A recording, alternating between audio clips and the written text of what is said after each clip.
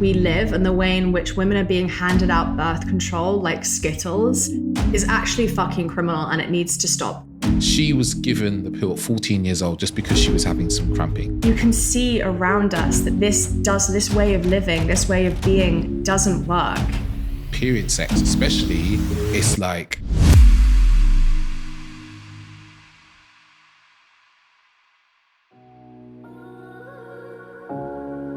Welcome to the Authentic Man podcast. I am your host, David Chambers. This is a podcast for men who want more and less from life. More deep connection, more emotional intelligence, more self-awareness, and more great sex. And less heartache, less conflict, less overthinking, and less stress.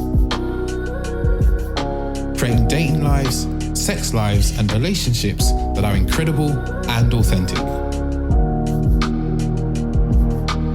My deepest goal is that you, the listener, can take away what you hear in this podcast and apply it to your life so that you can experience greater happiness, transformational growth, deeper relationships, and profound sexual intimacy. I believe that as men, we are capable of so much more depth than we are shown or led to believe. So join me as we get deep into this.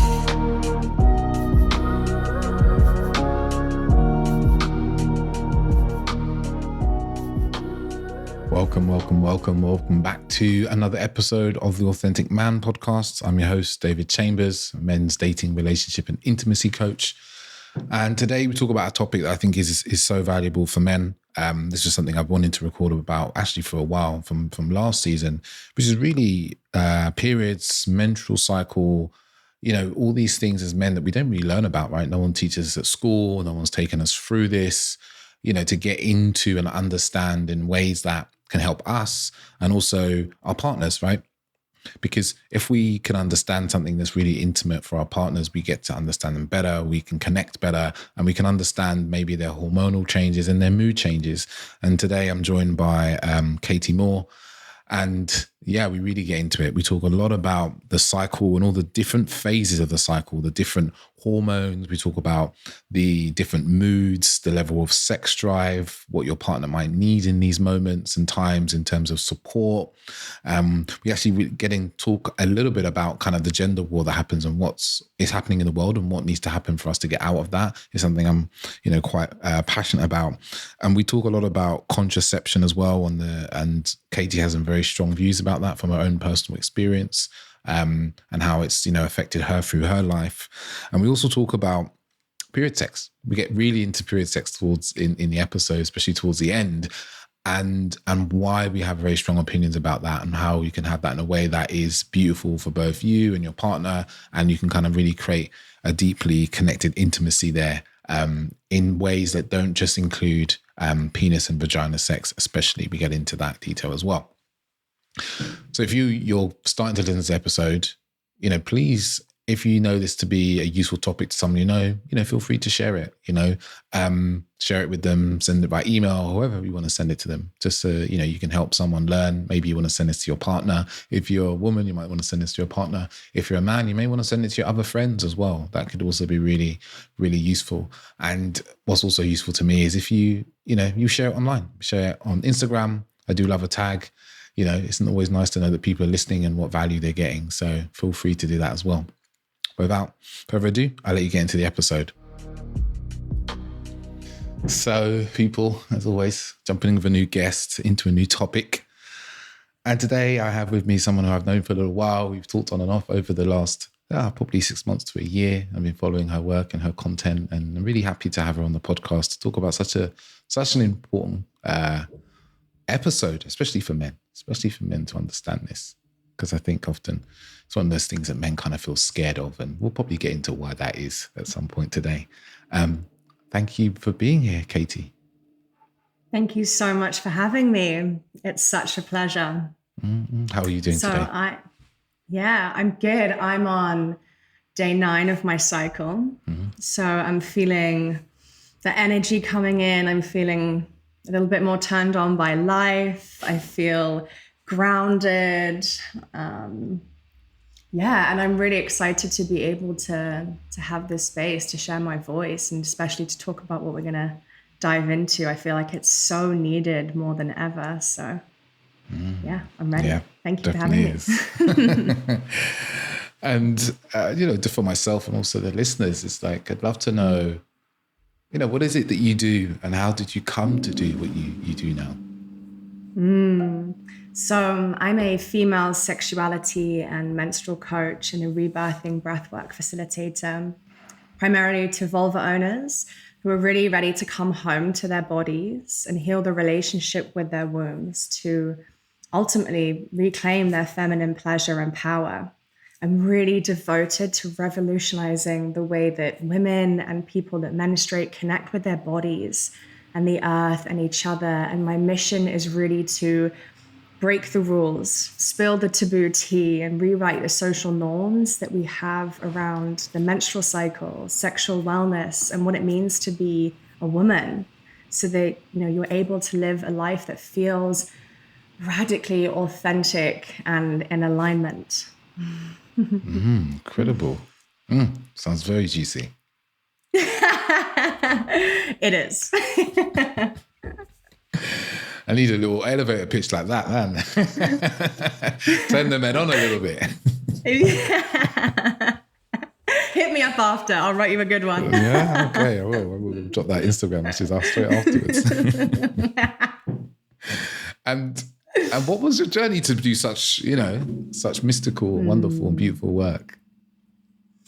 Yeah, so I guess my journey really to where I am right now has been many pivotal moments, but specifically 2019. At the time, I was running a property company on the Isle of Wight, and I bought this company when I was 23 years old. I moved over there. I quadrupled it single-handedly in 4 years. And I got to a point where it was at such a place that I knew that I either needed to take somebody else on or to sell it. And I really started to connect with my body in new ways. And I guess yoga found me. That was sort of like my entry into the world that I now live in and teach in and share from. And I was on a yoga retreat in Spain, and I was listening to Ben Howard, Keep Your Head Up. And I was watching the sunrise, and I just had this feeling, this inner knowing that was in my womb space. And I just knew, like, this time next year, I'm going to be teaching yoga. But at the same time, I had this feeling, I didn't know how, I didn't know why. It was worlds away from where I currently was, but I just knew in my body. And the same time, I really felt this calling, like, you need to go to the doctors. You need to have your womb checked. You need to go to the gynecologist. And it didn't make any logical sense, but I just felt it deeply in my body, and ignoring it wasn't an option. So when I got back home from the retreat, I went to see a private doctor, and I did all of these tests, and they found that I had a 6 centimeter cyst around my left ovary, surrounded all by 4 centimeter cysts. And they said that I had endometriosis in the lining of my womb. Endometriosis is where the endometrial tissue grows on other organs just outside of your uterus. So at the time, they told me that I needed to have surgery, and it would just be a 40-minute procedure, but I would struggle to conceive and have children.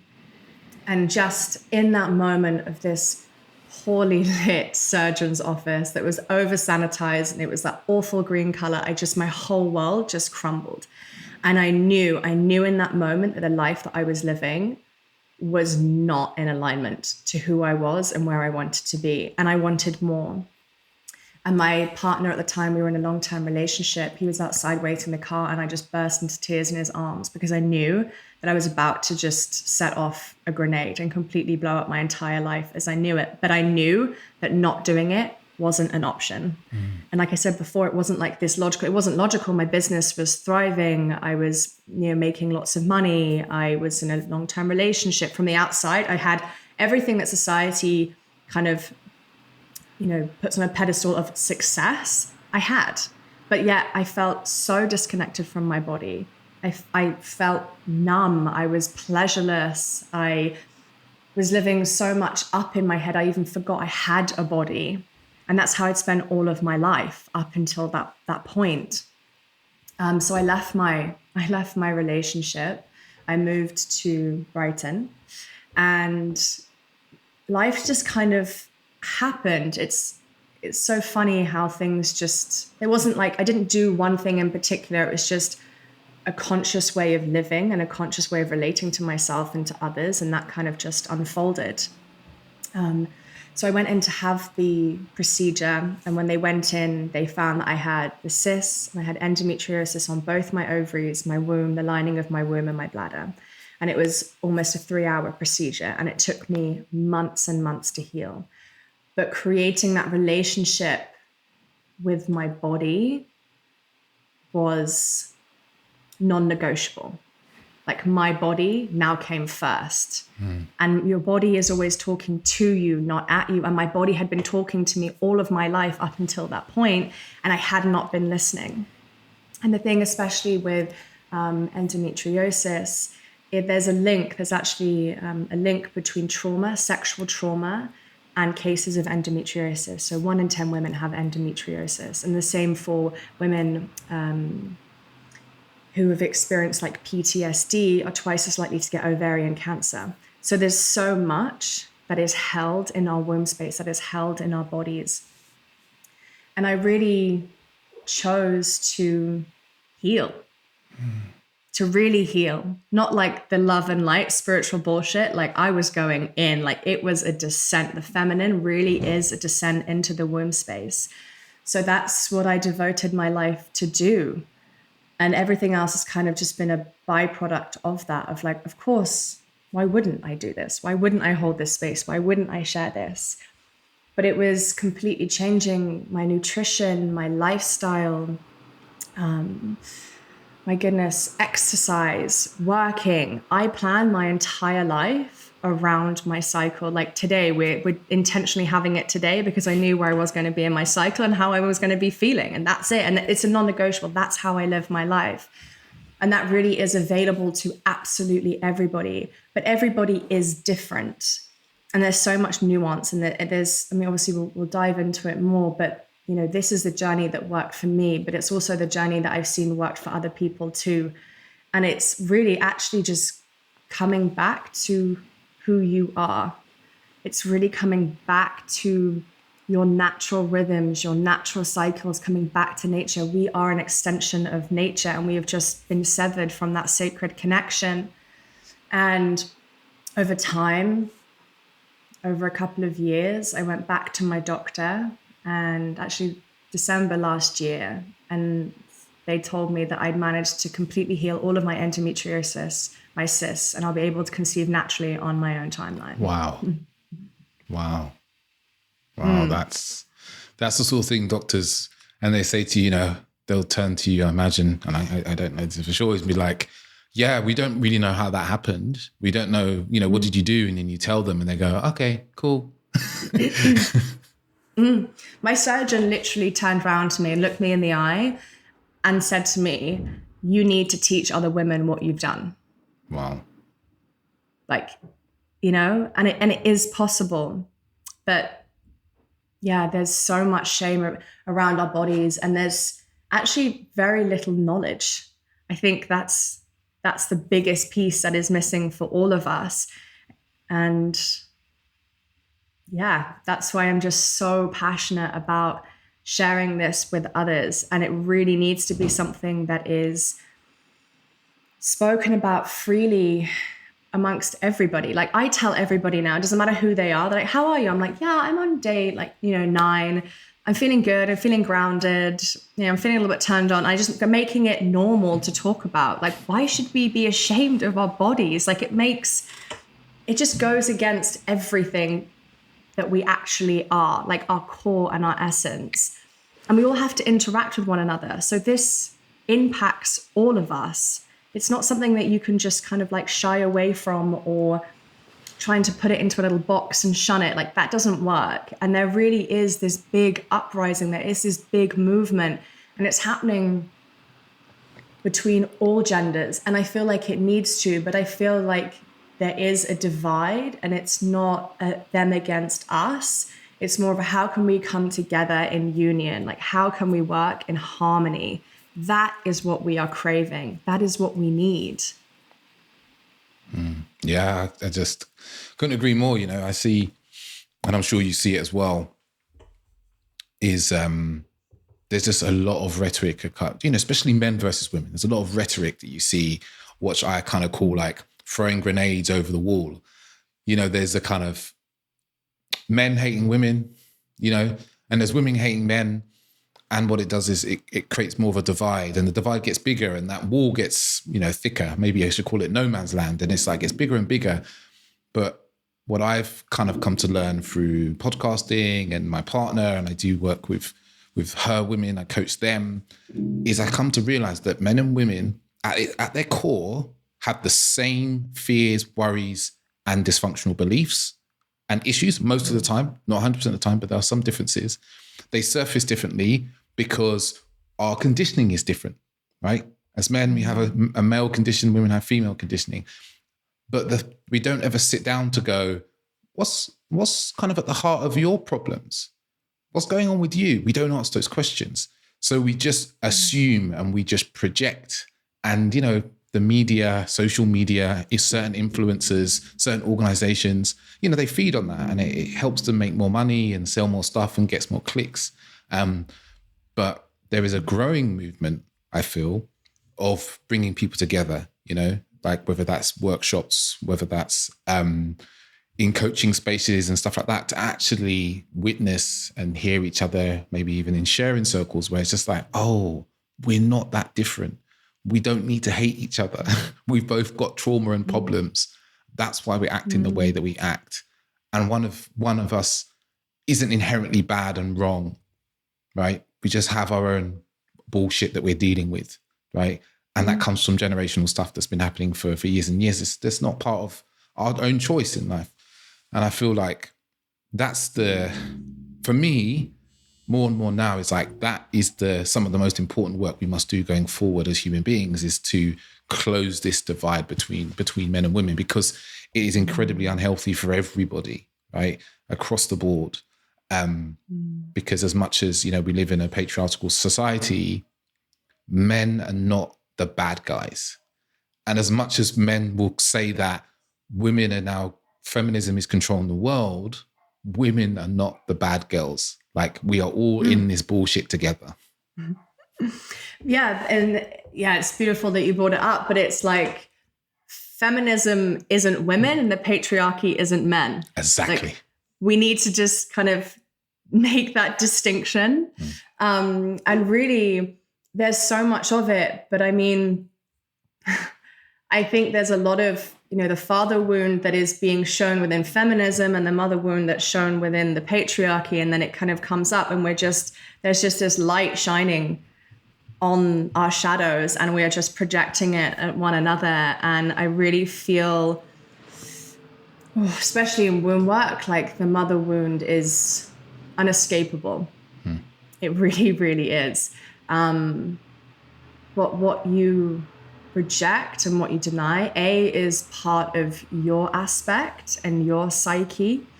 But also what you resist will persist. It will continue to happen.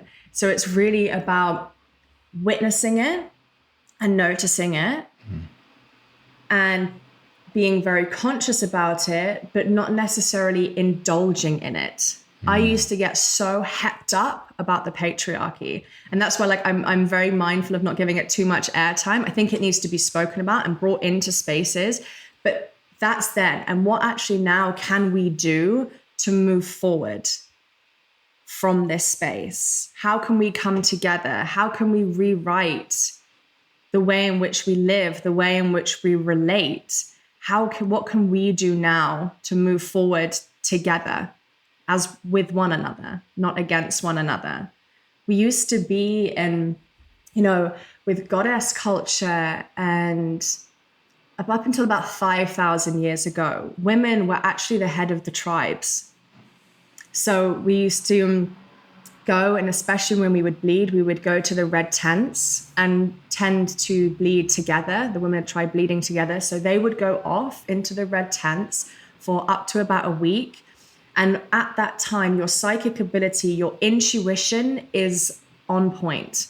It's not a time for action, but it's time just to soften and receive. And you will receive all of the information, all of the knowing you have in your body, you know in your body. It's about creating that connection to it. So the women would go off and bleed. The men would look after the children. The women would come back and the men would say, what should we do with the tribe? Where do we go next? What are we going to eat? All of these things were governed by women and their wombs. But this sacred connection has been lost and forgotten and buried and in fact covered up. And it's really time to come back into reverence and celebration of that. Not to mention that we all came from a womb.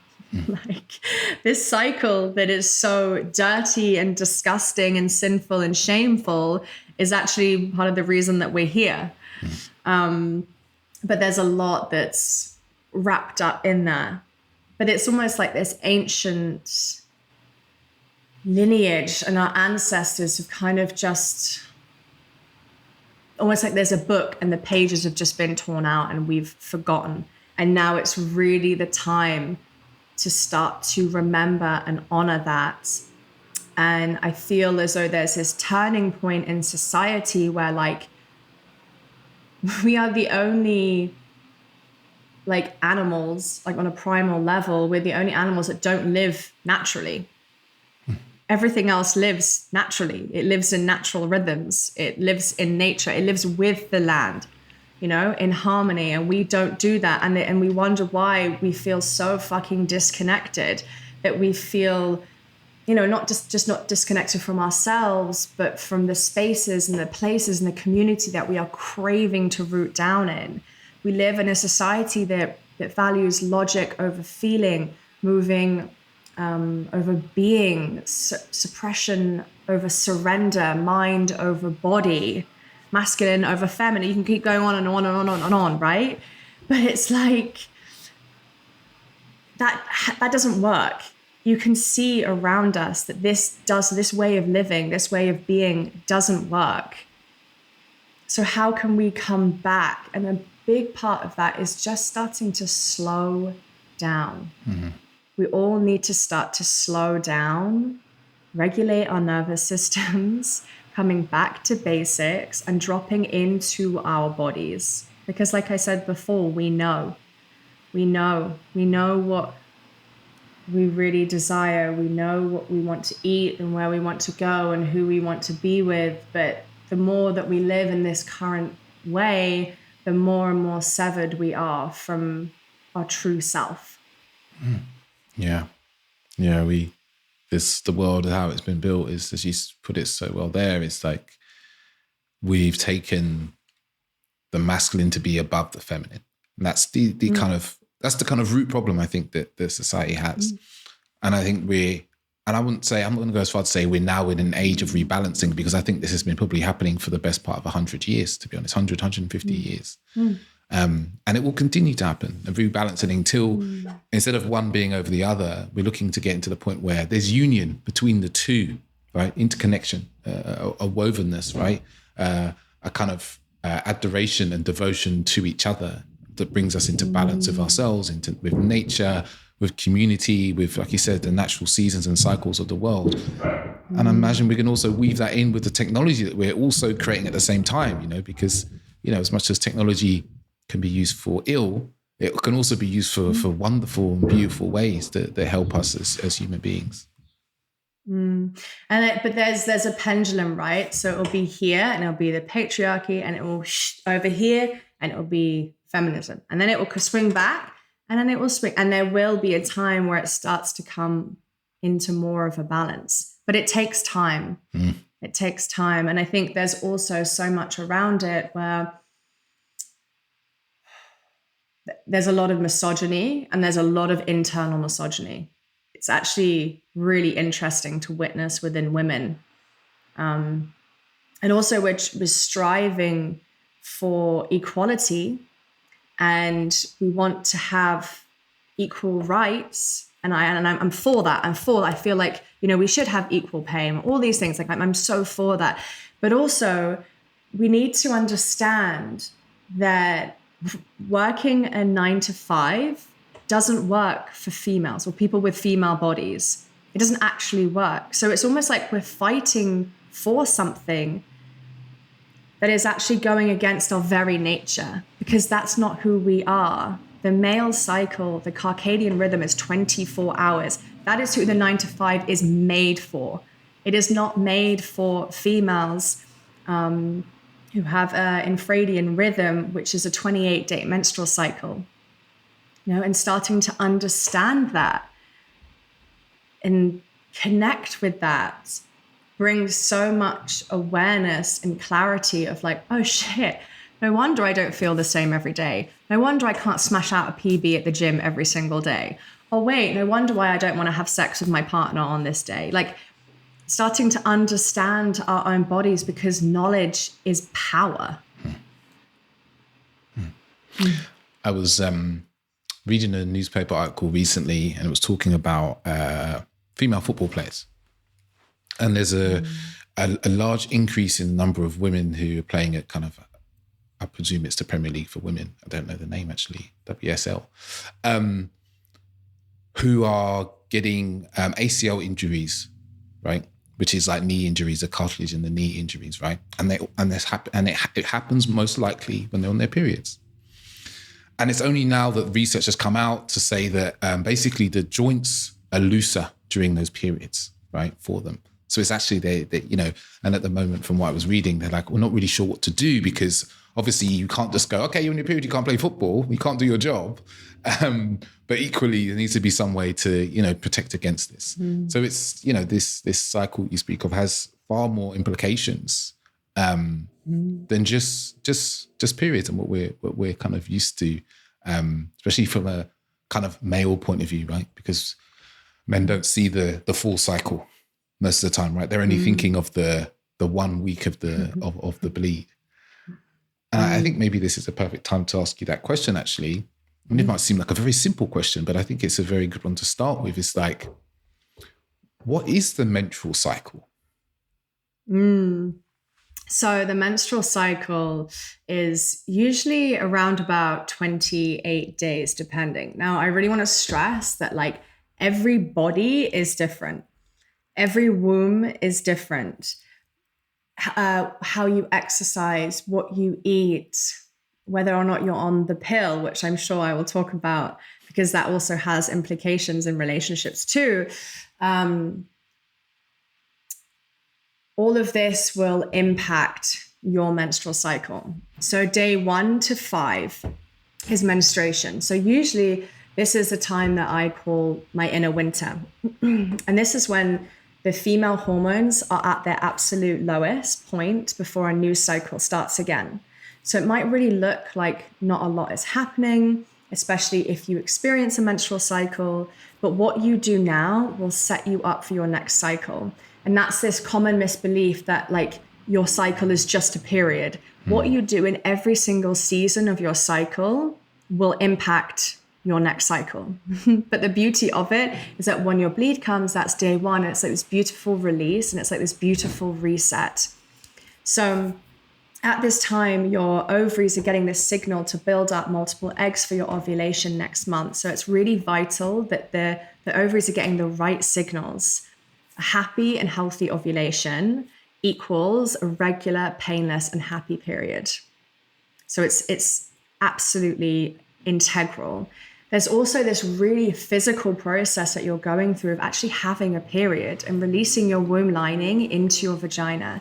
And this process takes so much energy and can really deplete you mentally, physically, emotionally, and also like nutritionally, lots of iron, zinc, and magnesium. And we really need lots of rest. Rest is absolutely key, and lots of saying no. So if you think about winter, how do you feel in that season? If it's cold, you want to retreat, you want to hibernate. You want to kind of retract from the world a little bit. You want to have your own space and your own time. You want to eat warm and nourishing foods. Thinking about that and translating it into that's very, very similar to how menstruation feels, for a female or a person with the period. And I think there can be, lots of shadows that come with bleeding, period pain, endometriosis, fibroids, grief, a lot of grief. If you're trying for a baby and you receive, you have your period, a lot of grief can come with that, especially if you're on that fertility journey, and as well as gender dysphoria. If you don't identify as a woman and you have a bleed, that can be a really difficult time for you. Mm-hmm. So really honoring that there can be a lot that comes with that particular time, but there's also like so much beauty in that space as well. It can actually feel like this really beautiful relief, this release, and it's an invitation to rest, to slow down, to honor your body. There was like a study that was done in America, and they asked all of these, like thousands of women, what is it that you would like most at your time of bleeding? And they all said rest. Mm-hmm. Every single one of them. So really giving yourself that space. If your partner menstruates, giving them that space, encouraging them to rest. It's a time for gathering wisdom, for visioning and dreaming. Your dreams can be super vivid at this time. Connecting with your body, the blood, the earth. And I like to call it like menstrual tripping. It can just feel like you're very, very open. The veil between the worlds, especially your cervix, are so thin at this time. It's like your psychic abilities, your inner knowing is just on. And there's something that's so, so powerful about that. But it can feel difficult, sometimes feeling like you don't have enough support, or feeling shame, or having to miss school or work, or unable to access period products, things like that. There's so much that's wrapped up in it. But it is, I feel it's so sacred. There's nothing dirty. There's nothing shameful. There's nothing taboo about it. Like, it's a beautiful bodily function, just like everything else.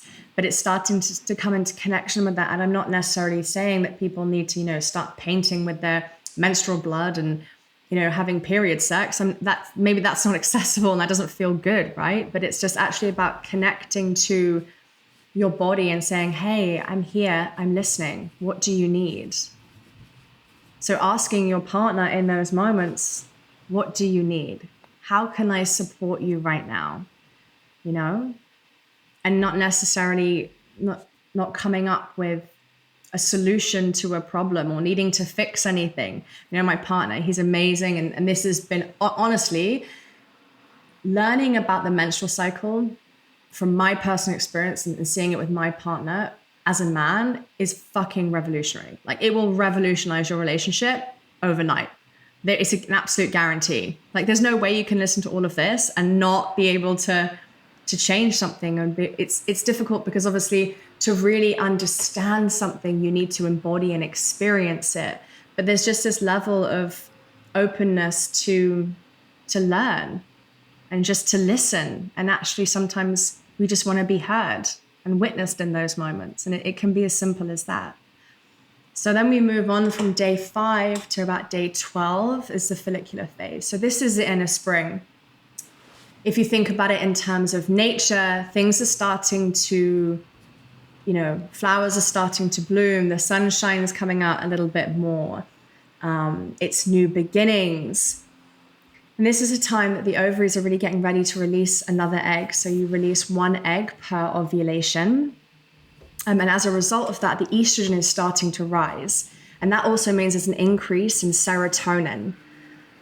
And hopefully, it's not for everybody, but hopefully during this time is when you start to feel like you're getting back into your flow, really starting to feel that playfulness, that curiosity, increasing in libido. returning back from, if you've been retreating in your relationship, perhaps just starting to create that connection again, that intimacy.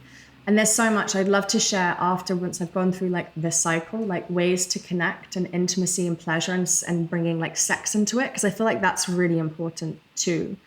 But sometimes this can be a slightly shadowy time. Sometimes it can feel a little bit, you can feel a bit anxious, maybe a little bit overwhelmed. Sometimes it can be difficult from going from that like slower pace and starting to pick things up again. You can feel a little bit scattered maybe, or directionless. You're not quite sure where to put your energy. I know that's exactly how I felt yesterday. And yeah, it gets to be, this space is very much like the maiden energy, like that curiosity, that playfulness, bringing that back in. And then from there, it's about day 12 to day 19. That's your inner summer. So the egg is then released into the fallopian tube and all of the hormones hit their peak.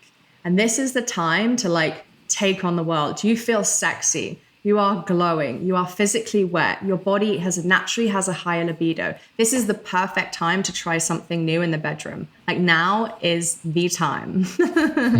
And also, as a man, or if you have a male body, you will know when you are around a fertile woman, and you will actually start producing more testosterone.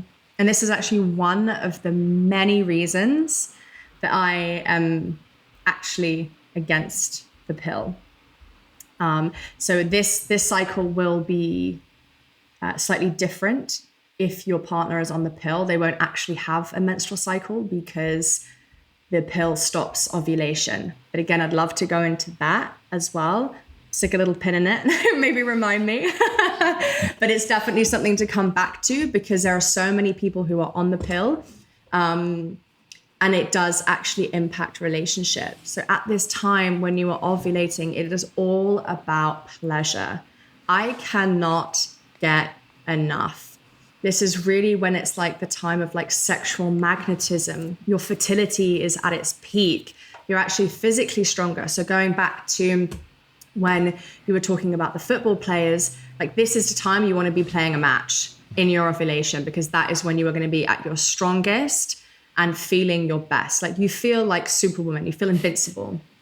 But again, there can be like shadowy aspects to this. And I just want to shine a light on not necessarily all, but some of it, just so that you're aware that there is all of this going on in our bodies every single day of the month.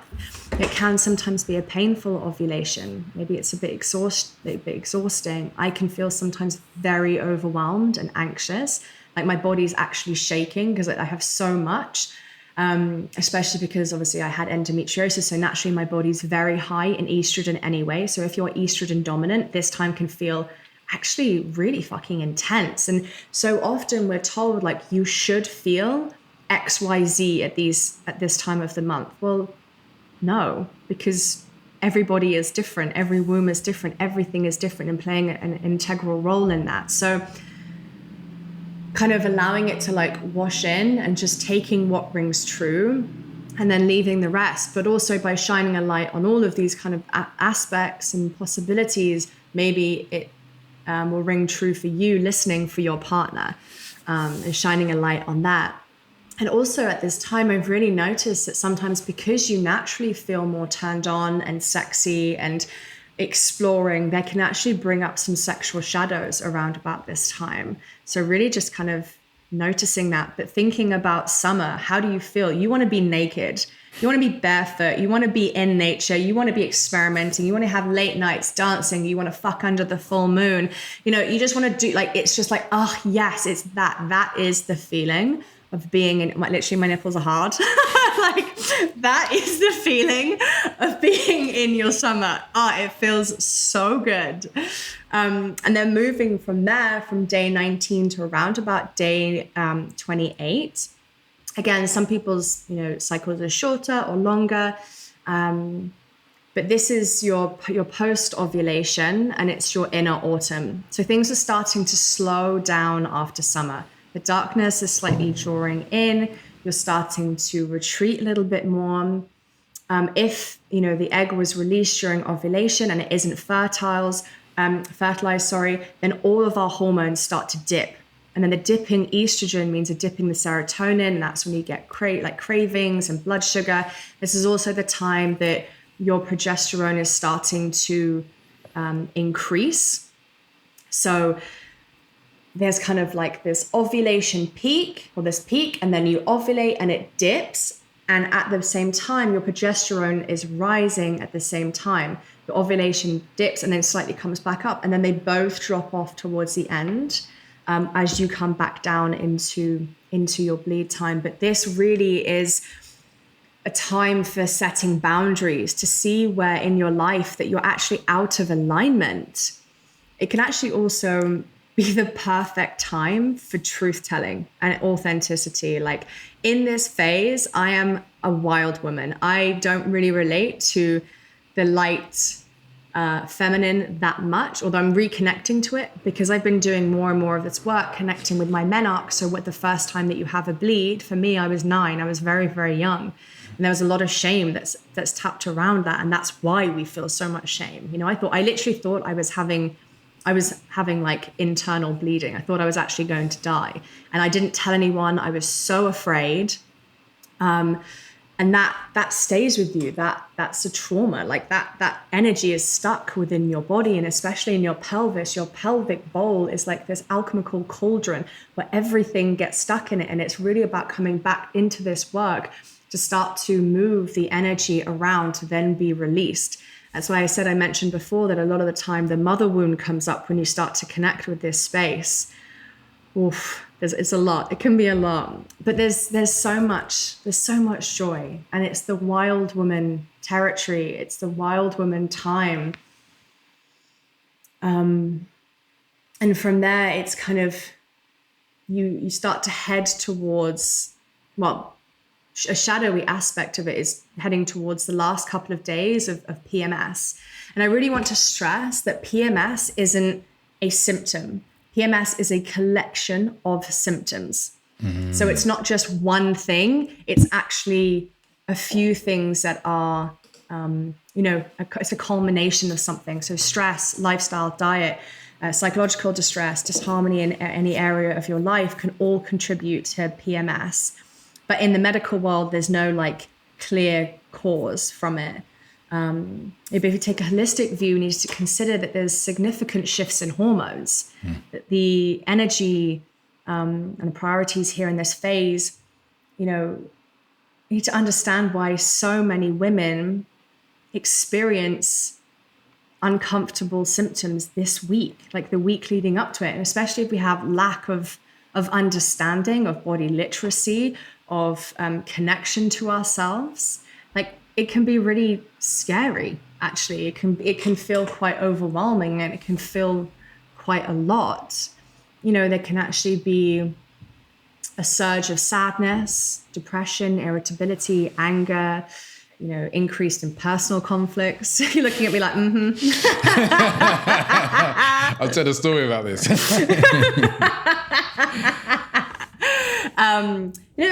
Hopelessness, anxiety, feeling out of control, insomnia. Sometimes you can get really bad insomnia.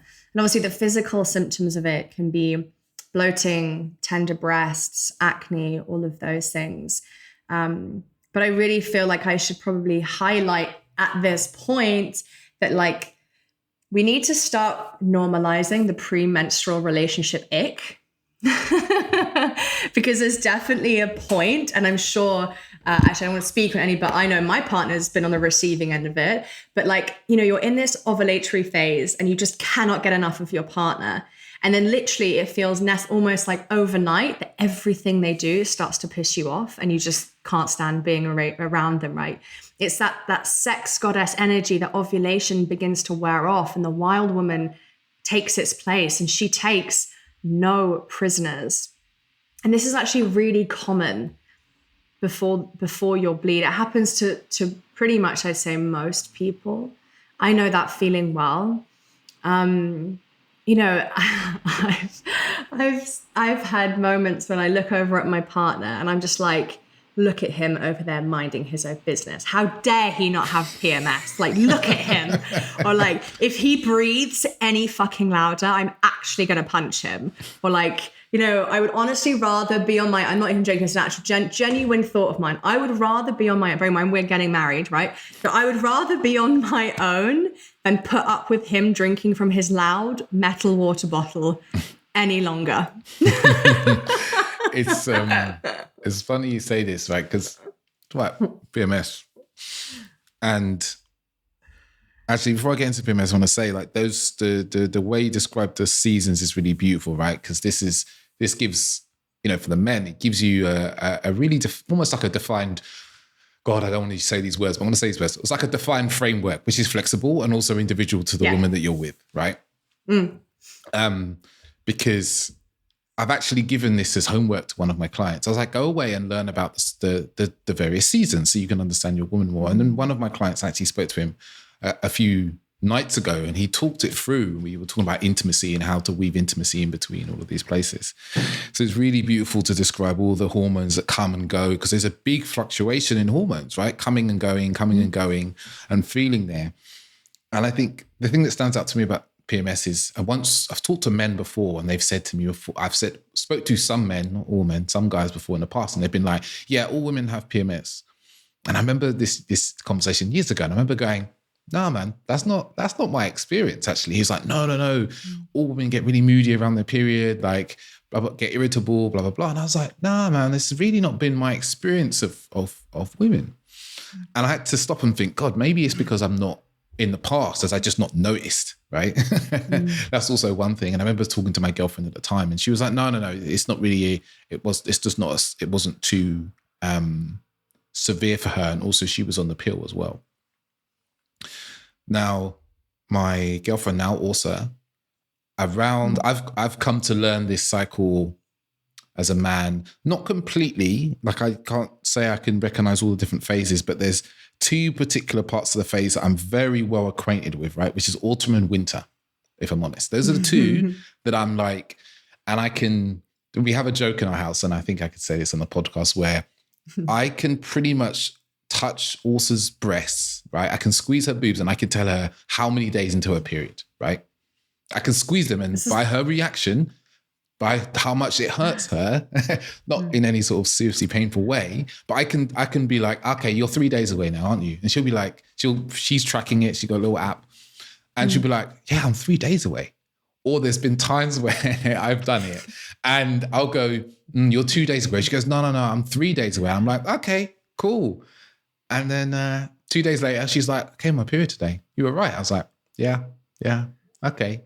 And there's multiple things that occur in my relationship during that point. She can get quite anxious during that period, right? So she'll get into kind of overthinking about things that are happening or not, usually not happening. And, you know, she's prone to crying at those periods as well, right? During that time. And I'm just aware of it now. So that means that there's a couple of things that happen. She might come to me and be like, she's worrying about something, and I'll listen, and I listen very intently. And sometimes she'll come to me and tell me she's been worrying, and I might ask her, like, when's your period? Like, let's get a gauge now. She'd be like, it's in 3 days. I'm like, got it. Did you think about that? Have you got that in your mind? And she's like, no. I'm like, okay, cool. And I'll listen, and I'll be like, maybe, is this really a problem? We'll talk about it. I was like, do you want a solution? She's like, oh, not really. Or she'll say yes. Sometimes if she says yes, I'll say, I don't want to give you one. And we'll kind of talk it through.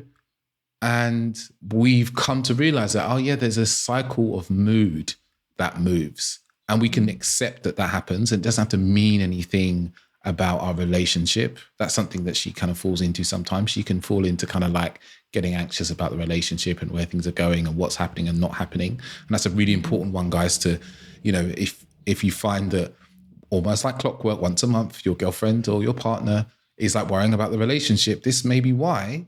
And you can have a lot more sympathy and compassion for it, right? Because you just understand that there's a physical, a huge physical hormone shift that's happening inside of her that can't be seen by the naked eye, that is on its own clock and rhythm, which, you know, you can't completely set your time to, though there are apps that you can both use and follow together. But it's given us a lot more kind of clarity, because then there's arguments that just don't happen. There's compassion for me that does come in. But I know for, there's other women I've known and that she knows it occurs slightly differently. The anxiety is a different level.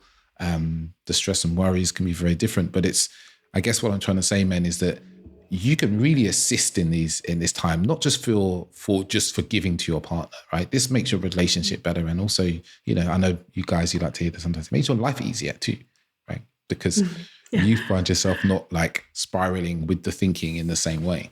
Hey, I'm really grateful that you're enjoying this episode and continue to listen to the Authentic Man podcast in general. If this episode's been really helpful to you, you've learned something, please do share it with someone else who you know that, could really do with understanding periods, maybe it's menstruation, the different phases, or just wants to know more about period sex. Maybe it's a friend of yours, maybe it's a partner, whoever that you can think of that would really get some value from this. Because one of my aims is to really help as many men and women as I can, free of charge, because this is a free podcast. Yeah, absolutely. And that's so beautiful. Like, I can't tell you, like, my whole body is like, oh yes, like this is what I want. This is what I desire for like everybody in every single relationship, because it can be such an incredibly difficult and confusing time, like not only for you, but for your partner. And like starting to get to understand your own body, but also understanding your partner's is so empowering, and you can work together throughout your cycle, especially during like those potentially like tricky premenstrual week, so that you can start to live in that cyclical nature and in harmony together. So there's really like, I guess, 3 steps, men, for who are listening or who are with partners who menstruate. 3 really like beautiful ways to support yourself and your partner during this time is educate yourself on the cycle. Like, obviously you're listening to this, so hopefully now you've got some education at like what's actually going on in the body for them, for both of you, actually, not just for you, but what's going on in the body, how is it affecting you, on what days and how long for, learning how to exercise, eat, planning both your social, your professional life in accordance to it, so that you can live in that cyclical rhythm. I think it's like an unpopular opinion, but actually sometimes scheduled sex can be fucking hot. Right? Like there's something about it. Yeah. And you're like, oh, cool, I'm ovulating on these days, or this is whatever. And actually, let's do a date night. My partner and I always do date nights. And I think that's really important. Not only that, but also there gets to be this level of safety that oh, hey, that's coming up. So when it comes to it, you're like, okay, cool, I'm ready. I feel grounded in my body. I feel super regulated. I'm feeling sexy because I'm ovulating. Like, let's do this. Let's try something new. Once a month, hey, why don't we try something new? Starting to bring that in. But also, like you mentioned about the apps and things like that. The apps are amazing, like really, really amazing. I personally use Flow. But also making sure that there's space for you or your partner to actually write like underneath. So checking in with your cycle, your mood, your energies, your emotions, and your body. And also noticing if that like relationship ick, or there's like a particular point, that comes up every month, when that's coming, and then being able to talk about it. And maybe you can just laugh about it. And journaling, especially for those who are menstruating, like journaling.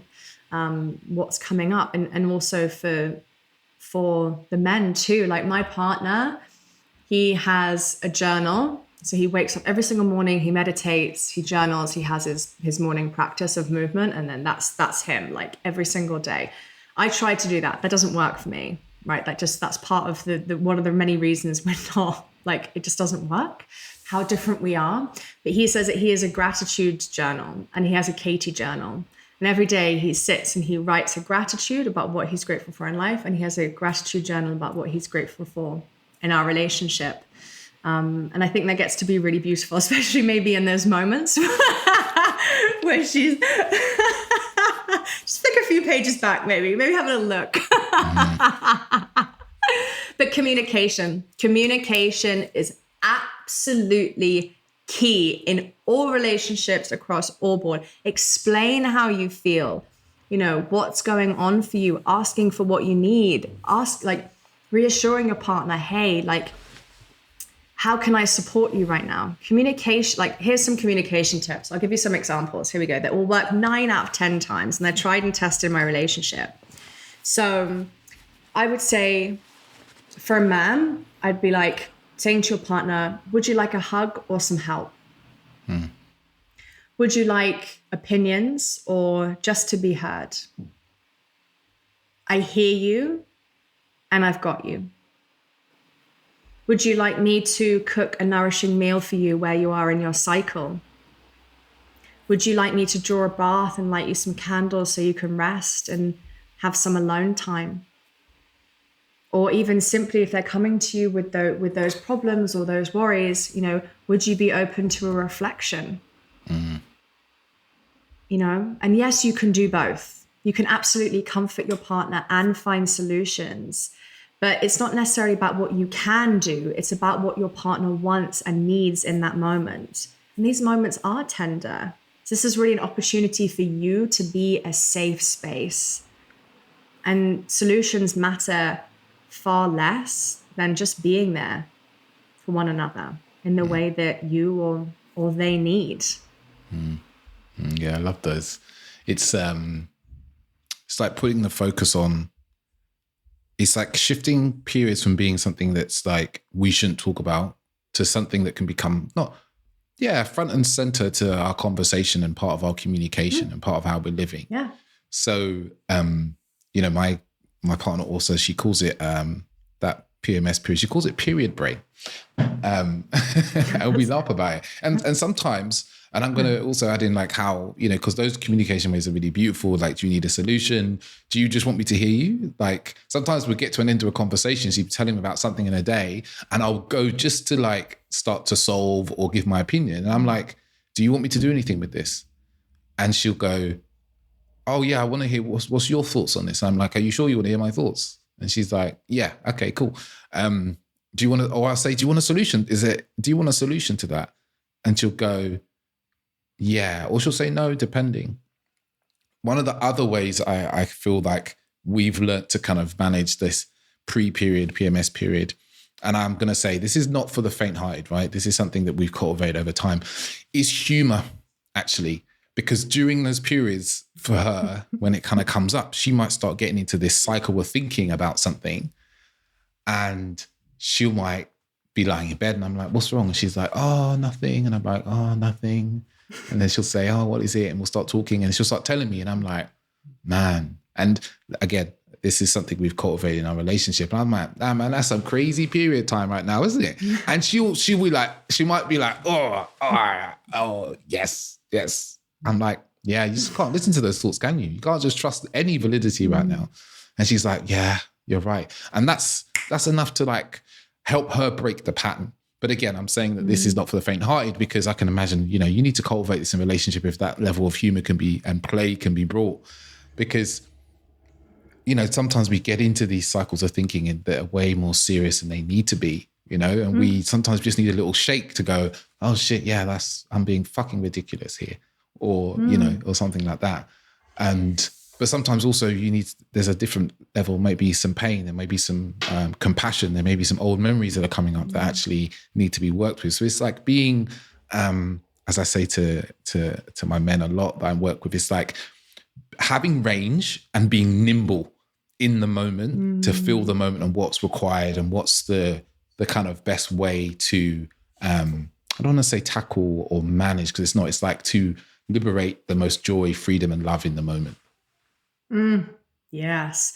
I have to agree, like the finding the humor in it is fundamental. It's absolutely key. But that comes from trust and awareness and communication. So it takes time. So if you're just starting to date, I probably wouldn't, maybe not advised being like, honey, are you being a little bitch? Is your period due? That's what my partner says to me sometimes. And I'm just like, and it's just giving it that, just taking that pressure off. Like, this doesn't have to be serious. Like, actually, how can you invite, I mean, this is such a space where I'm in my life. How can you invite more playfulness into this?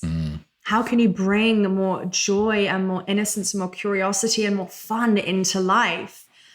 But something that I really wanted to touch upon is that if your partner is on, for example, the pill, then this cycle is there. It's just maybe not, it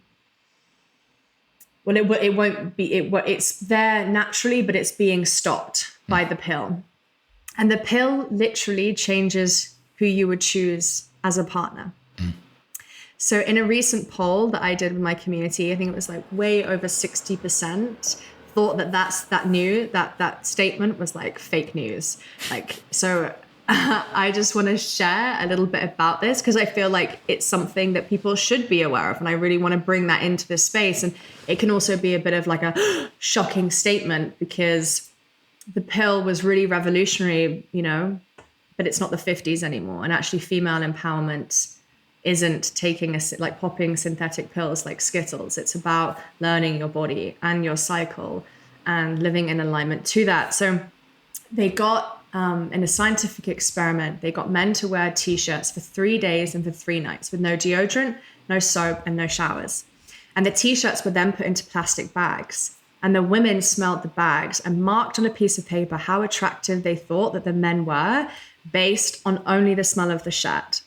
And they found that in 80% of the women that they chose exactly as they predicted. They chose the men that were they chose the men that were high in the thing that they were low in and avoided the men who were low in the thing that they were high in, AKA choosing a lover, not a brother, right? So, however, 20% of the women seemed to choose completely randomly.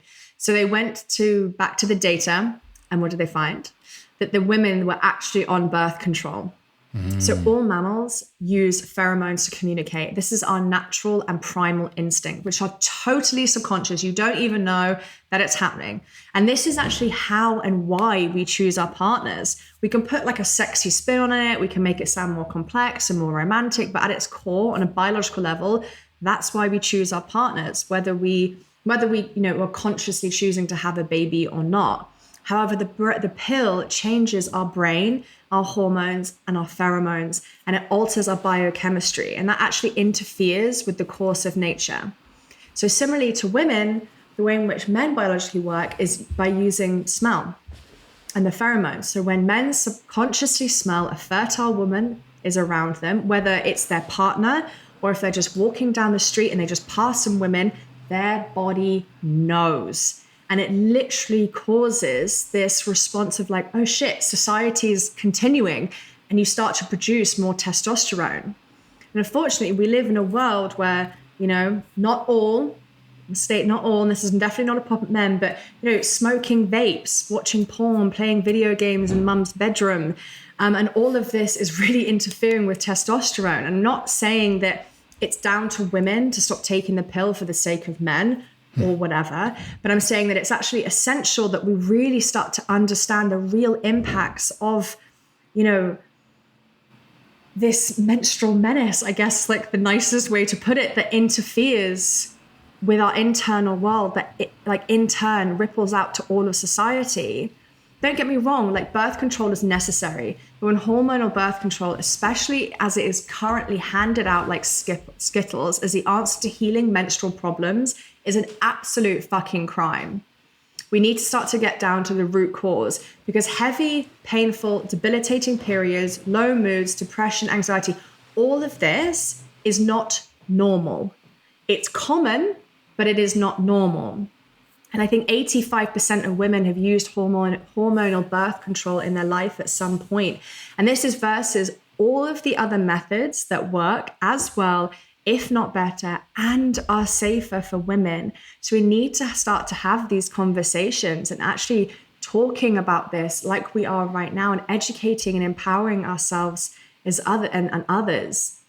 And as always, like, I'm not telling anybody to take the pill or not to take the pill or whatever it is, but I'm just here to give facts. Like, these are facts. I haven't made these up. I promise you, these are actual facts, so that you can make, and you and your partner can make together, fully informed, educated, and empowered decisions for yourself. And I want to tell a personal story here. One of my ex-girlfriends, we were together. She came off the pill when we were together. And I can tell you that she was like a different person. Like, especially after trying to come off the pill is it's a very turbulent experience, I must say. To be on the other side, it's a very turbulent experience. But it was a really, really difficult time for her because, your body's trying to adapt to this new rush of hormones that might not have been present for years, and like you say, with the pill and hormonal contraception is given out to young women at rates of knots. Like, I can always remember, I remember a friend of mine, we're still good friends. She was given the pill at 14 years old just because she was having some cramping or she was experiencing mood shifts. Like doctors, and I don't know if this is still the case, I imagine it probably is, doctors would just hand them out. Like, you're a young girl, you're on the period, you're having periods now, great, start taking the pill. And the rhetoric, and I spoke to a friend of mine who was a GP, and the kind of idea behind it for GPs is a lot around, because it just regulates, from their point of view, it just regulates all these kind of symptoms, right? And B, it's also seen as a way to ensure that when they become sexually active, that they don't become pregnant what's the word I'm looking for? Unnecessarily, or, they don't want to, right? And it's, I guess it's synonymous with our society now. It's like, oh, you have some symptoms for something. Let me give you a pill to deal with your symptoms, right? I'm at the moment, I'm reading a book by James Nestor, Breath, which I'm probably like the last person in the world that's read this, listen to this book. Great book. But you just realize, and I'm seeing it in so many areas of life, where, oh, okay, someone comes and says, I have a problem, I'm feeling anxious. Okay, here's some tablets for anxiety. Or I'm feeling depressed, here's some tablets for depression. Or, I don't know, my hair is falling out, here's some tablets for your hair falling out. Instead of actually going, and I'm not blaming doctors here because I know a number of doctors and they just don't have time. They do not have the time and space to do their job in the way that they need to do their job. And there's so much information, but actually we live in a society where we just want to avoid the root cause problem of things and just put band-aids on symptoms, which is, pretty commonly known now across the board.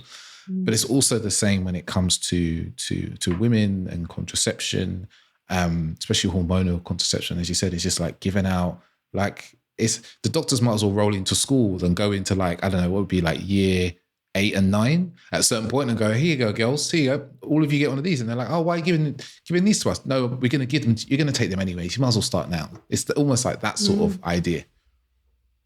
It's, I don't know if you've ever actually seen, and I encourage you, if your partner is taking the contraceptive pill, I invite you to go into the box and get out the leaflet and look at that leaflet. And if you love that person, there is no fucking way you're going to allow them to put that shit in their body. Like, I get that, like, it's ease and it means that, you don't have the inconvenience of having a period or these period pains. But if you are experiencing these period pains, if you're experiencing, for example, you mentioned hair loss, it's actually PCOS. It's actually a symptom of that in women. Painful periods, irregular periods, all of these symptoms, right? Your body, like I said at the very beginning, your body is talking to you. So what is there underneath that? I have been able to, since 2019, I have been able to come off of the pill. I was given the pill when I was my first period was when I was at 9. And by the time I was 13 years old, I was then put on the contraceptive pill.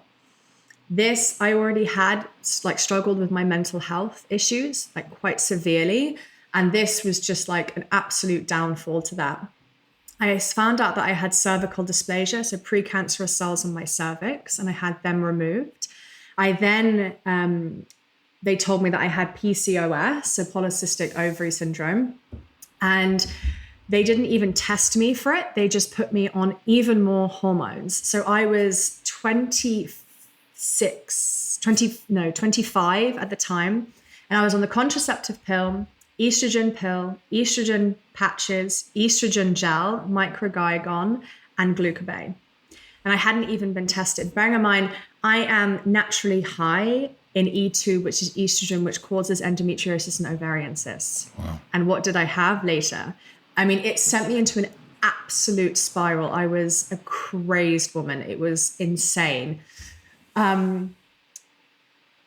But I feel like this lack of education, I understand that potentially the doctors don't have times, but actually if we just taught this to children in schools about your body and what's actually happening in your body and ways that you can actually track your cycle, potentially we wouldn't have to do this. So there are other ways that we can get around this, but it's always sort of like passing the buck. Oh, well, it's here, it's from here, it's their problem, or whatever. And it's like, this isn't feasible. The way in which we live and the way in which women are being handed out birth control like Skittles is actually fucking criminal, and it needs to stop. There's an amazing, amazing documentary called The Business of Birth Control. I don't know if you remember Ricki Lake. Go Ricki. Ricky. Yeah, she used to do that. Lake. Yeah. Yeah.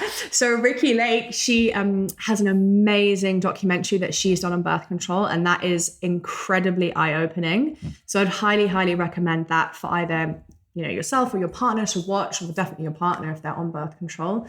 Side effects of being on birth control: shrinking your ovaries, shrinking your clitoris, low libido, depression, the fact that you choose a different partner. I mean, do I need to go on? There's so much, and there's so much beauty in working with your cyclical rhythm and understanding your body. There is so much pleasure to be experienced and embodied. And it's not the easy route. It's not the easy route, because if it was the easy route, everybody would be doing it, but it's so worth it. In that time, I've been able to come off the contraceptive pill. I've regulated my cycle. I am bang on 28 days. My periods are 4 days long. They are light, medium, light, medium, light. I have no clots. I had some pain last week, which was about a 4 out of 10, where I used to be crying and screaming on the bathroom floor, wanting to go to hospital. And I have done this completely holistically. I promise you that there is an alternative.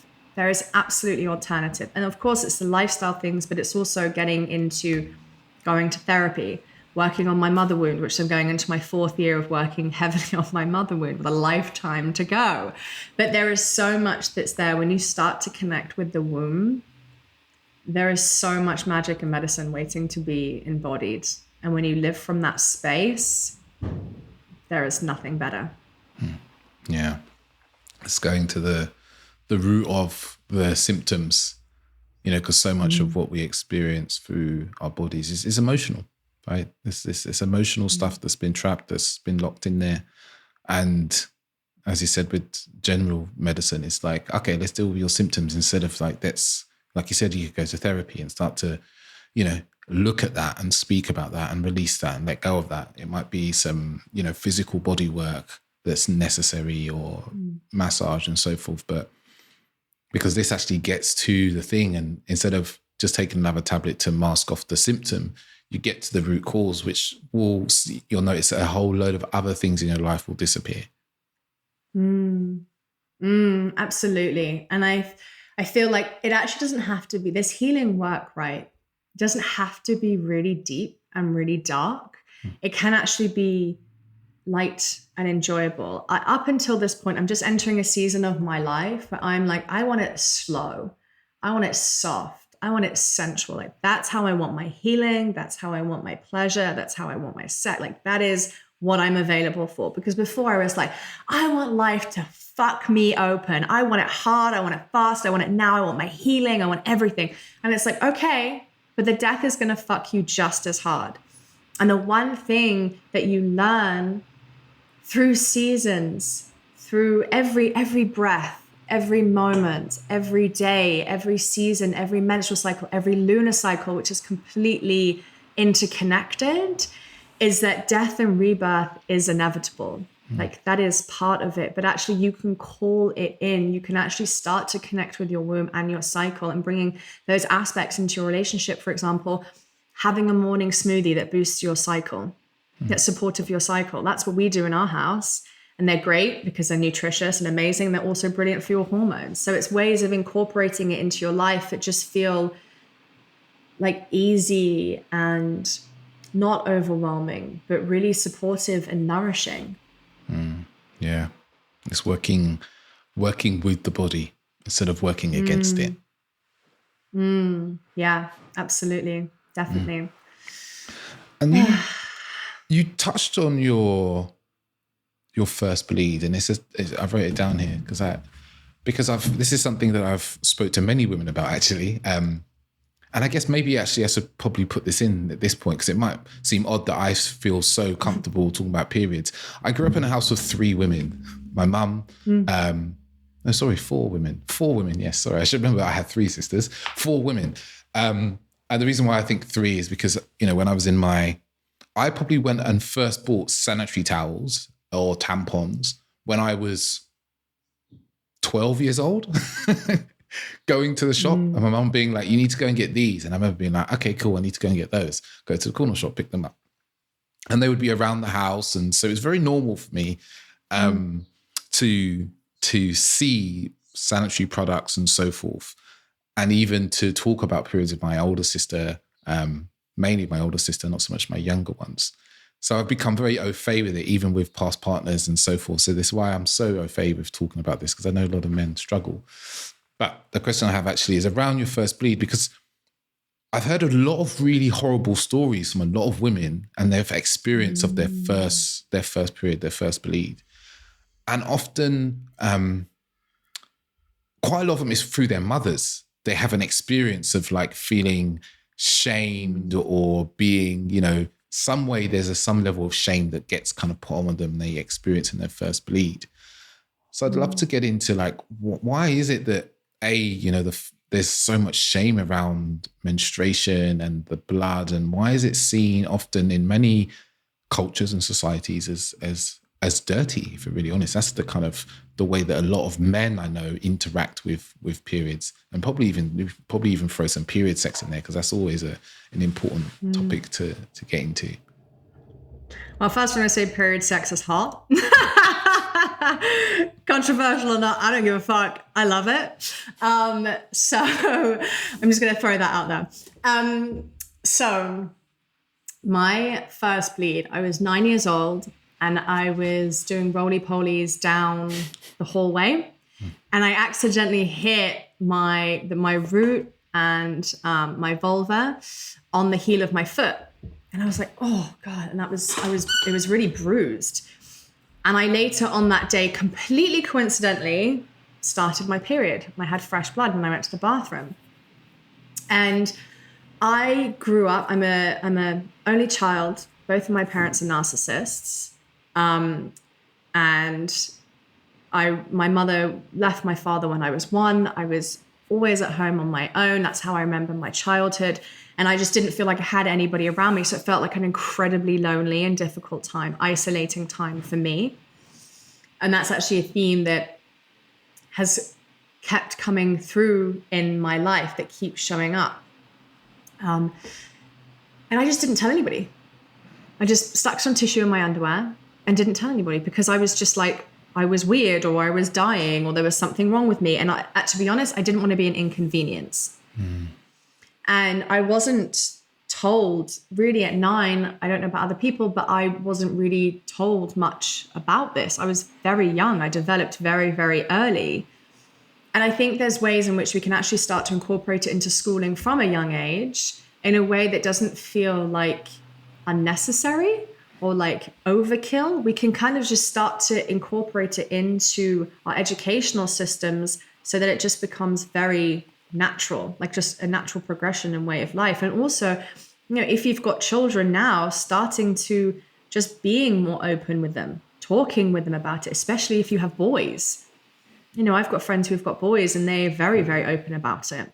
And they know that, one of my friends is a single parent, and when she's on her bleed, they know that it's time to give mommy a little bit of space. Like, what a wonderful thing to be able to do, to pass that on through generations. Like this work really does impact like past, present, and future generations, like your ancestral lineage and the future generations. That's why it's so, so important.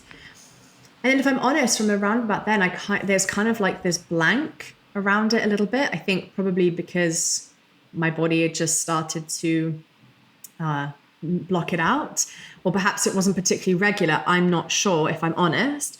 But I know that I started to bleed very frequently around about 10, 11, because I always used to try and get out swimming. I was in all the sports teams and I was very, very good at sport, but it was definitely something that I did to seek external validation, So I used to try and get out of it without swimming. Plus, public pools are fucking disgusting. I still won't go in them now. They just gross me out.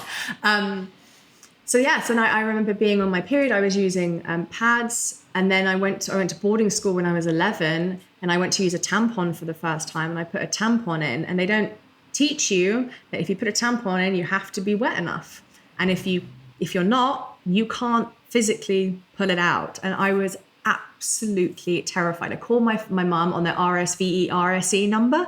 I used to reverse call the people. I called her and she's like, you just need to get in the bath and it will come out. But that trauma, that was so painful, that was so violating, that felt so tender to me. But I was scared. I was scared of having my period. It wasn't talked about. It was shameful because it was smelly and gross, and it's blood. Blood's disgusting. It's not that naturally anyway. People don't like it. So there's just all of that's kind of built on top of it. And this internal shame that just gets built up again and again. And we hold, as a vulva owner, as a woman, we hold so much shame. We hold so much trauma in our bodies, especially our vulvas and our vaginas. From, like I mentioned, putting a tampon in before you're ready, not asking your body permission, boundaries, consent, safety, the 3 key pillars of this work, like I'm sure you know, right? So asking your body what it needs, and actually also understanding that putting things in your body like tampons, for me, was actually worsening my endometriosis, my cramping, my pain, and my bloating. Naturally, what happens when you're having your bleed is that your body is naturally drawing energy down. And if you start to put something in there for a moon cup, menstrual cup, tampon, you're actually stopping the energy flowing. And in Taoism and in Ayurveda, if the energy is stopped, that's what it increases basically painful periods and bloating, not to mention the fact that tampons are full of toxins and God knows what else. So I wouldn't put that shit in my body anyway. So I think there's just so much, but the biggest part of it is lack of education. I think that has to be the answer. Very, very long answer, I think, to the question. I'm not even sure if I answered it. But yeah, I think that the lack of understanding for our bodies. And I think there's so much around it just being passed down. And a lot of it is like being a woman, being seen and not heard, staying small, not being an inconvenience. I always found that my periods were an inconvenience. Living in a society where we want to be able to do everything, we want to be able to do it now, and we don't want to have anything disrupt it. So take the pill, because that stops it. It's just mirrored everywhere that you actually look. If I'm honest, from a male perspective, I don't know why it's so shameful, because I'm not a man. I can only share from like my experience. I think it's just ingrained into us as children, but I don't know exactly why. I mean, periods and the patriarchy are linked.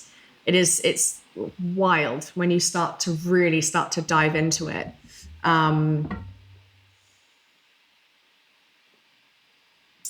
But I think that's probably a big conversation for another day. Yeah. I'd say from my experience of talking to a lot of men about periods, because I'd say it's one of those things I've talked to men about. How old am I now? 39. I've probably talked to men about periods for the best part of 20 years. Not in any sort of professional capacity to start with. It was just more like something we would talk about. And it is something that men just don't know anything about. And as you said, when it comes to blood, it's just like, oh, there's blood coming out. There must be something wrong. That's dirty. Oh, it smells. These are all the sorts of things that men will say. And I remember being in my kind of mid-20s and talking about period sex actually with some friends, and like the guys were just like, are you fucking crazy? You have sex with your girlfriend on her period? I'm like, yeah, it's nice. It has a different feel, actually. It feels different. She likes it, I like it. Yeah, put a towel down, everyone's good. And they were just like, no, does that mean you get blood on your cock? And I'm like, yeah. And then I go to the bathroom and then wash it off. You probably usually wash your cock afterwards anyway. And yeah, so it's this kind of, and it's cultural, right? Because some cultures are, go even further. You can't go into temples and so forth and holy places if you're on your period. So it's a kind of cultural bringing down of it. And it is a lack of education. It's just like no one is really taught properly about period blood, that the cycles as we've talked about. So it just leaves a lot of people, when there's an unknown and something's not talked about, almost straight away, it's either intrigue or shame, right? Or both. Intrigue or shame, right? It's like sex. If we don't talk about sex, we kind of avoid it. If it comes up, what happens to people? They have a desire or it's occurring for them, then they're either intrigued about it and they want to learn and really understand, and they experience shame. And I think with periods, it's exactly the same thing with the menstrual cycle. It's like most men just have no idea. They've downloaded this kind of societal shame around periods, period blood. So they just carry it on. And they're like, this is what I've been told, this is how it is. And once we get those into our minds, a lot of the time people don't realize that much of what we're thinking is not even our own thoughts and decisions, right? Much of what we're thinking is just what we've been shown or been told or what we've seen, and we just take it on as that's the way it is. And I think with period sex especially, it's like, oh, you don't do that because there's blood and it smells and that equals it must be disgusting. And then, other people tell other men that, other men tell other men that, and then it kind of perpetuates. And then you have women telling you that as well. I can think of women I slept with and been like, I can think of a number of times in my life where maybe it's someone I've been seeing for a little while and they've said, oh, my period, like we can't have sex because of my period. And I'm like, oh, why is that? And they look at me like, what do you mean, why? Of course I'm on my period. We can't have sex. And I'm like, well, is it you don't like it or that you don't want to? And they're like, well, I've never done it before. And I'm like, you never? They're like, no, never. You're like, okay, you're like mid-20s by now. I'm sure you will. They're like, no, you just don't do that. No, you can do that. Like, I remember one girl really like educating her basically, like, okay, we can do this if you want to. Like, I'm happy to, this to be your first time. And she was like, okay. And we had sex, and then after she was like, wow, that felt really different. I was like, yeah, it feels different. And I felt she was a converted to that because we did see each other for a number of months after that. But we all get the same conditioning that there's something wrong with periods, right? There's some shame, and we carry it through our lives and carry it into our worlds and our endeavors. Absolutely. And with that, like I said, that I think period sex is hot. Like, I think there's something about it. There is definitely a different quality, especially as a woman when you have it. For me, the pleasure is like, because there's more blood that rushes to your pelvis and your womb space, the orgasms tend to be heightened. So actually it's like an amazing time to have sex. And it feels a lot more like primal and deep rather than like a clitoral sneeze of an orgasm, kind of like underwhelming. There's one, it's like, it's fully in body, like it ripples through your body. And there's this really earthy quality to it that I absolutely love. Also, if you want to try, like, why not try in the shower? If you're worried about it, like trying it in the shower, doing it on a blanket. I know that Yoni Pleasure Palace, they do like splash blankets, which are for squirting, but you can also use them for period sex, for example. But also there's so many ways of having intimacy. Intimacy doesn't mean having sex. Like that's very, very heteronormative. Then it means P and V. Like sex means P and V. No, it doesn't mean that actually at all. So actually, how can you start to bring your wants, your needs, your desires, and like starting to explore them in a new and different way? Like, how exciting. Actually, you do get to have sex on your period. You do get to have an orgasm. You do get to experience this. It's just in a different way. And it really is available to all of us, but also knowing that, when you're on your bleed, like you're going to be feeling more tender. You might be having swelling. So it might be uncomfortable. If you have endometriosis and things like that, you might not necessarily want anybody in you. So just exploring your body externally. Mutual masturbation, for example, that could be really beautiful.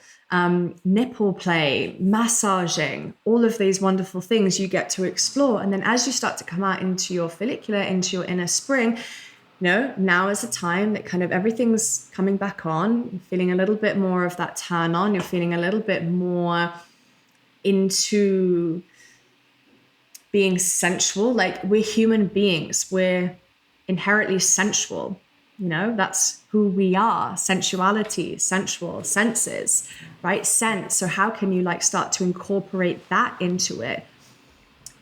Using this time to, I love a bit of doggy style. So, perhaps bringing that into it, incorporating something else into it, trying something that's already what you like, but potentially just spicing it up a little bit. And using your ovulation when you're just I am just devour me. I want to be fucked. That is what I want during it. Not always, but most of the time, I want impromptu sex. Now is a great time for spontaneous sex because you're already wet and turned on. Not necessarily all of the time, don't get me wrong. And also, I have been doing this work for a long time. So, don't pounce on your partner and just hope for the best. Communicate this. Again, come back to communication. But just things like that. Now is the best time to try something new. What is it that you've always wanted to try? Try it. Open that line of communication. Talk about it. Maybe in the spring phase, have some dinner, and instead of watching the TV, talk. Hey, I was thinking maybe we could do a date night next week. I know that you're going to be ovulating. Potentially we could try X. Would you be open to exploring this? Whatever it might be, using that time. Then as you start to go into your luteal phase, your inner autumn, your body, as a person who bleeds, as menstruate, a woman, your body fluctuates every single day of the month. The way you look physically, the way you feel mentally, emotionally, spiritually. And when you start to get into this time, you're going to go from this, like I said before, this sex goddess, can't get enough, feeling good. Your skin is literally glowing, your body actually plumps. And you physically actually change to become more desirable, because that is what that phase is for, is for fertility. And then you start to kind of drop into this luteal phase, and you're I'm fat, I'm disgusting, please don't touch me, you're irritating the shit out of me, whatever it is, right? There's all these things. And also, this is the time that your inner critic is at its highest. As somebody who bleeds, it's a time where you're just feeling really tender, and you are your harshest critic. In those moments, I really invite you, actually everybody, but also just to tune into, when you hear these voices, whose voices are they? Because they're almost always not your own voices. For me, it's my mother's voice. That's who it is. So just tuning into that. And maybe, again, maybe this is a time just for self-pleasure. Maybe it's time setting those boundaries and being hey, this is what I need. I just kind of want to go inwards. I'm feeling very introverted, and having those conversations and doing that. But there's to be honest, I say that, but everybody's different. And maybe other people are in different rhythms. So honoring that too, but as a general, flexible guide, that might be a good one. But yeah, it gets to be, this has just come to me, and this might sound really strange, but I think it's actually quite hot. If you think about it, you can have sex with a different version of your girlfriend every week. That's quite hot, right? It just isn't there something about that I'm kind of that's hot. I mean, I've also dated women, and my previous girlfriend, we would always have that. For us wasn't really an issue. But yeah, noticing how it's a very different quality to it. But yeah, it's fun. Have fun. Be playful. Embody pleasure. Just enjoy it, right? Yeah. Our body is the playground for pleasure. So explore it. Every month, do something different. And do something different throughout the month as well. Yeah. Well, yeah, looked at the time. I see the time has really run away with us there. Big thank you, Katie, for just covering so much, so many beautiful pieces, so much knowledge, so much wisdom for the listeners, the men, the women, whoever's out here listening would have learned a hell of a lot about themselves or their partners. And I'm sure the listeners are wondering where they can learn more about you, where they can work with you. Yeah, come find me on Instagram. I'm usually censored. It's fun. But I am Katie Moore. So yeah, come say hi. You can find me on my website. I work with clients one-to-one. I also have a retreat in Italy next March, which is for women, but it's 7 days of sacred ceremony under the Italian sunshine. It's really going to be focusing on the womb, cyclical nature, returning to earth and embodying all of the earthly pleasures. So if that feels good, then yeah. But even if not, come find me on Instagram. You'll either be turned on or learn something new. It's a great mix.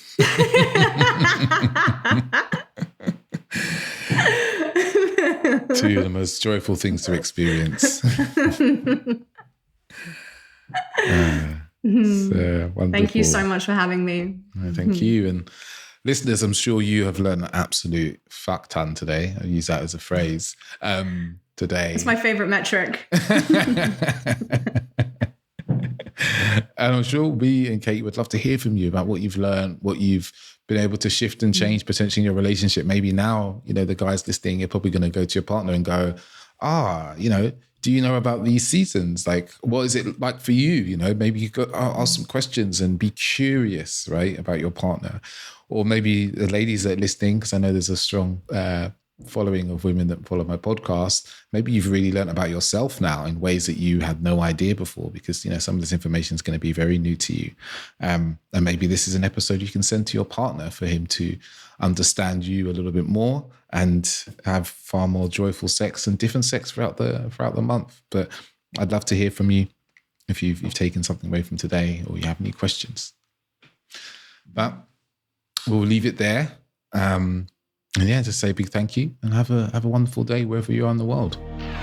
I want to say a big thank you for listening. It's people like yourself that really help get the podcast out into the world. Especially if you're often sharing the episodes and the podcast with people that you feel just could do with listening, right? Can see a different way of being a man, maybe a different way of having dating lives and intimacy and relationships. So I want to say a big thank you. And if maybe after listening to this episode, you think, there's someone actually who could really do with this, please share it with them. Share the love. I'm really, really grateful. And if, you want to get in contact with me for any questions, or you want to talk about coaching or any working together, feel free to reach out to me on Instagram at @theauthenticman_, or you can email me hello@theauthenticman.net. Thank you very much.